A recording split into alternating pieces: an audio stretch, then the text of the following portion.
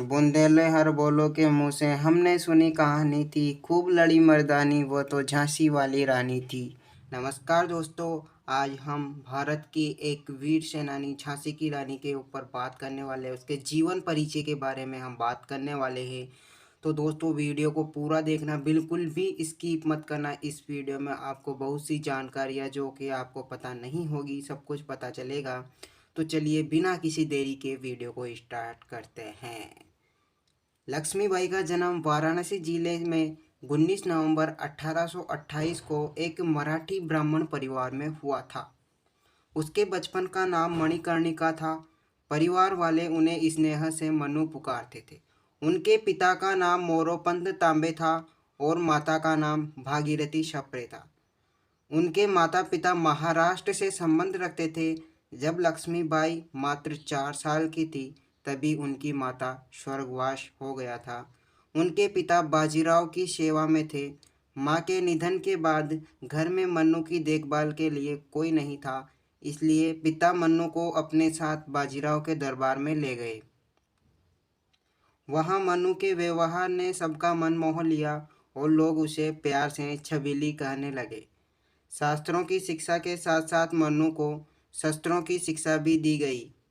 1842 में मन्नू का विवाह झांसी के राजा गंगाधर राव निम्बालकर के साथ हुआ और इस प्रकार वह झांसी की रानी बन गई और उसका नाम बदलकर रानी लक्ष्मीबाई कर दिया गया। सन 1851 में रानी लक्ष्मीबाई और गंगाधर राव को पुत्र रत्न की प्राप्ति हुई, पर 4 महीने की आयु में ही उसकी मृत्यु हो गई। उन्होंने वैसा ही किया और पुत्र को गोद ले लिया। उसके बाद 21 नवंबर 1853 को गंगाधर राव परलोक सिधार गए। उनके दत्तक पुत्र का नाम दामोदर राव रखा गया। अंग्रेजों की राज्य हड़प नीति, डॉक्ट्रिन ऑफ लेप्ल और झांसी ब्रिटिश इंडिया के गवर्नर जनरल डलहौजी की राज्य हड़प नीति के अंतर्गत अंग्रेजों ने बालक दामोदर राव को झांसी का उत्तराधिकारी मानने से मना कर दिया और डॉक्ट्रिन ऑफ लेप्स नीति के तहत झांसी राज्य का विलय अंग्रेजी साम्राज्य में करने का फैसला कर लिया। हालांकि रानी लक्ष्मीबाई ने अंग्रेज वकील जॉन लैंग की सलाह ली और लंदन की अदालत में मुकदमा दायर कर दिया, पर अंग्रेज साम्राज्य के विरुद्ध कोई फैसला हो ही नहीं सकता था, इसलिए बहुत बहस के बाद उसे खारिज कर दिया गया। अंग्रेजों ने झांसी राज्य का खजाना जब्त कर लिया और रानी लक्ष्मीबाई के पति गंगाधर राव के कर्ज को रानी के सालाना खर्च काटने का हुक्म दे दिया। अंग्रेजों ने रानी लक्ष्मीबाई को झांसी का किला छोड़ने के लिए कहा, जिसके बाद उन्हें रानी महल में जाना पड़ा। 7 मार्च 1854 को झांसी पर अंग्रेजों ने अधिकार कर लिया। रानी लक्ष्मीबाई ने हिम्मत नहीं हारी और हर हाल में झांसी की रक्षा करने का निश्चय किया। अंग्रेजी हुकूमत से संघर्ष। अंग्रेजी हुकूमत से संघर्ष के लिए उन्होंने एक स्वयं सेवक सेना का गठन प्रारंभ किया। इस सेना में महिलाओं की भी भर्ती की गई और उन्हें युद्ध का प्रशिक्षण दिया गया।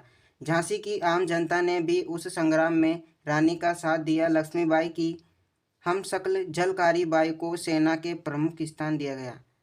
अंग्रेजों ने के खिलाफ रानी लक्ष्मीबाई की जंग में कई और सेना अपदस्थ और अंग्रेजी हड़प नीति के शिकार राजाओं जैसे बेगम हजरत महल, अंतिम मुगल सम्राट की बेगम जीनत महल, स्वयं मुगल सम्राट बहादुर शाह, नाना साहब के वकील अजीमल्ला, शाहगढ़ के राजा, वानपुर के राजा मर्दन सिंह और तात्या टोपे आदि सभी महारानी के इस कार्य में सहयोग देने का प्रयत्न करने लगे। सन 1858 में जनवरी महीने में अंग्रेजी सेना ने झांसी की ओर बढ़ना शुरू कर दिया और मार्च में शहर को घेर लिया।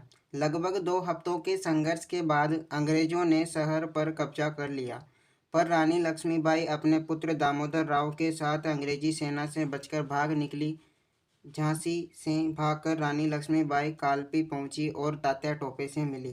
तात्या टोपे और रानी लक्ष्मीबाई की संयुक्त सेना ने ग्वालियर के विद्रोही सैनिकों की मदद से ग्वालियर के एक किले पर कब्जा कर लिया। रानी लक्ष्मीबाई ने जी जान से अंग्रेजी सेना का मुकाबला किया, पर 17 जून 1858 को ग्वालियर के पास कोटा की सराया में ब्रिटिश सेना से लड़ते लड़ते वीरगति को प्राप्त हो गई। तभी तो कहते हैं ना, बुंदेले हर बोलो के मुँह से हमने सुनी कहानी थी, खूब लड़ी मर्दानी वो तो झांसी वाली रानी थी। नमस्कार दोस्तों, थैंक यू, आपने पूरा वीडियो देखा।